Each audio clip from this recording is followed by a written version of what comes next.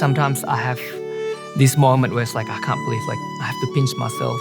Being invited to play in Canberra for Australia of the Year, for the leader of this nation, being selected to represent Australia in 2 World Expos in Shanghai and in Osaka, being able to work and collaborate with some of Australia's leading artists. It's like, wait, did I really do that? Because it felt surreal. I was born in Surabaya in the island of Java in Indonesia.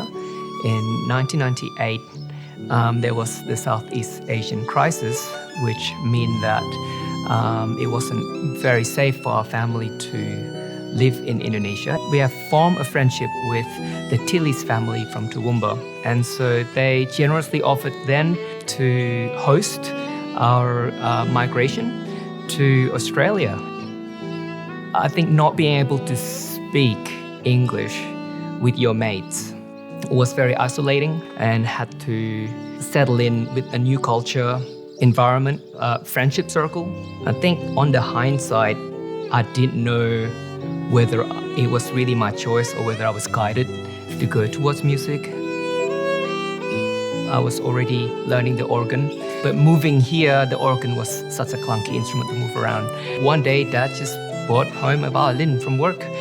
Never seen one before in my life. Just put it home. It's like, he tried. All my sisters also got to try. It was like, I kind of just start playing on it. It's like, oh, this is very cool. And so, that was it. During that time, I think I poured a lot of my spare time to violin. And that has been, looking back, quite formative. I found, I guess, an identity in music. I knew I loved music, but obviously when you go down that career path, there's no tested way. It was a bit of a step in faith. I remember speaking to the career counselor here at TCC, and she said, look, why don't you just give it a go? There's nothing wrong with that. At the end of my university degree, at that time, I wasn't ready to go into teaching full-time. Out of the blue, I just got an invitation to audition and to join this band called Deep Blue.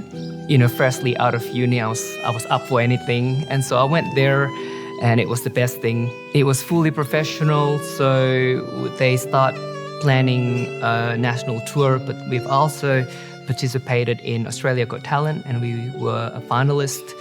And so that also opens a lot of doors from the corporate world, and but also international clients.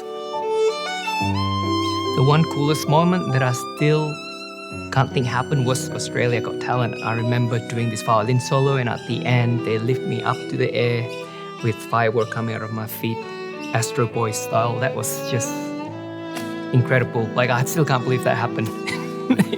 I guess that's all my childhood, dreams coming together.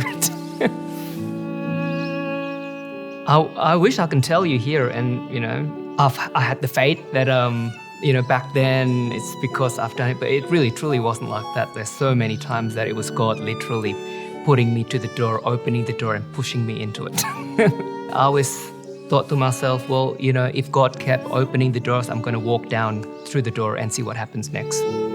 I did the touring musician's life till I was 27, basically. When you're a performer, you are connecting with people, which I like. I am entertaining people. But I think when you are teaching, it's the consistency and the input that you get to make in someone's life. Having learned all of this amazing experience, I hope to pass on this passion for music to my own student. I'm Evan Setiawan, and I am a violinist and teacher.